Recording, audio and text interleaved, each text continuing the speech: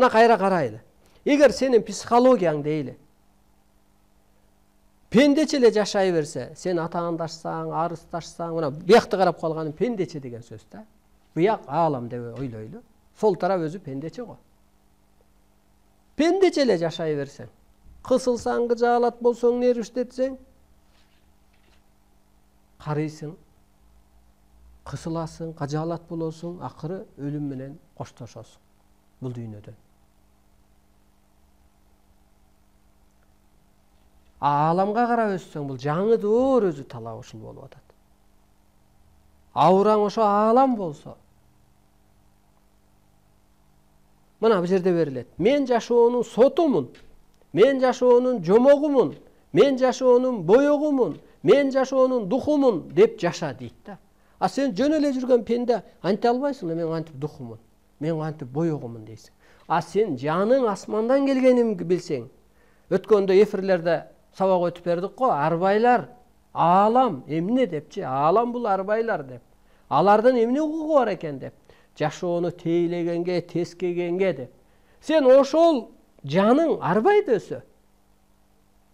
Жандан сен пайда болдуң да.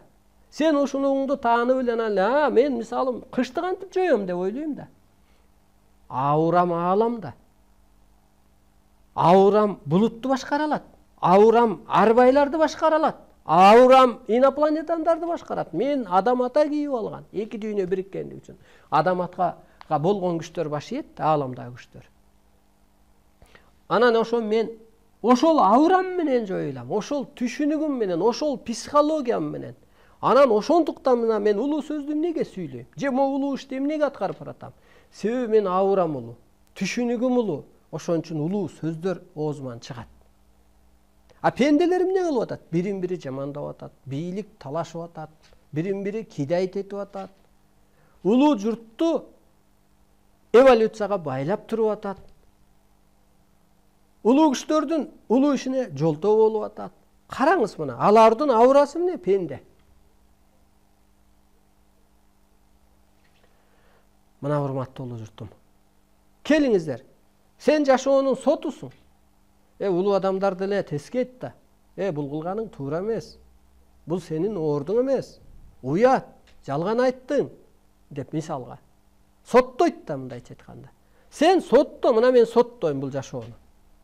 Бийликтегилерди соттойм. Бийликтегилер мага бир тыйын. Анткени мен аурам калыптанып калган ааламга.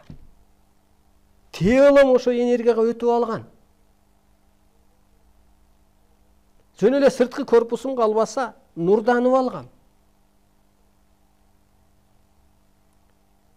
Мен окмун, осмун. Сааттын деле жебеси айланып бербесе, ичиндеги ось айланбаса, сырты айланбайт да. Стрелка иштебейт да. Анысы кандай ушу кыргыз дүйнөнүн огу.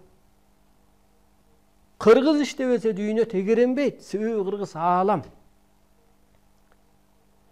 Мына эски Кудай банкрот болду деп берилет ааламдан. Ал иньян болгон депчи. Сен азыр Кудай, Алла дей берсең, сен иньяндан чыга албайсың. Сен ошо тозоктон чыга албайсың. Ушуну эсиңен чыгарба. Ал банкрот болду дейт. Ал банкрот болсо, да бирдеме иштеш керек да ордуна. Бул аалам түбөлүктүү болгондой. Ал энергия арштынлайды кийип алды. Ал бий. Ал сени тозоктон чыгарат. Анан чын эле мына эски Аллага качкындар, боскундар, ыркый өскөндөрдө согуш болуп атат, ошолор мигрант болуп атат, ошолор беженц болуп атат, ошолор Европага кире албай атат, алардан чарчап, тажап бүттү. Канча миңи, канча миллиону, канча миллиарды тиленип атат. Бербей атат да, жок дегенде жол ачылып бир жерге барып жашоосу оңолбой атат.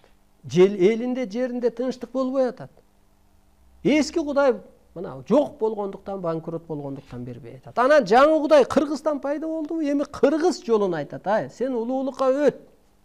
Сен аураңды кулмун дебе. Сен улутуңду да өчүр. Сен эски түшүнүңдү да өчүр, жесир жетиримди да өчүр. Мен улуумун деп. Мен астрологияга, анатомиям айланат. Мен ошондой түшүнүккө өтсөң, анан сен адамзатты улутка бөлбөй каласың. Сен ошондой түшүнүккө, анатомияң өтсө, сен мээрим төгүп каласың. Сен соттоп каласың, сен боёп каласың. Анатомия ошон үчүн жаралган. Чындыкты аткарып атат да. Тил десе дагы, соттосо дагы чындык үчүн соттоп атат. Мына сүйлөп чыкса дагы чындык үчүн сүйлөп чыгып атат. Чыныгы сөздү сүйлөп атат. Чыныгы ишти кылып атат. Мына мен эгер бийлик үчүн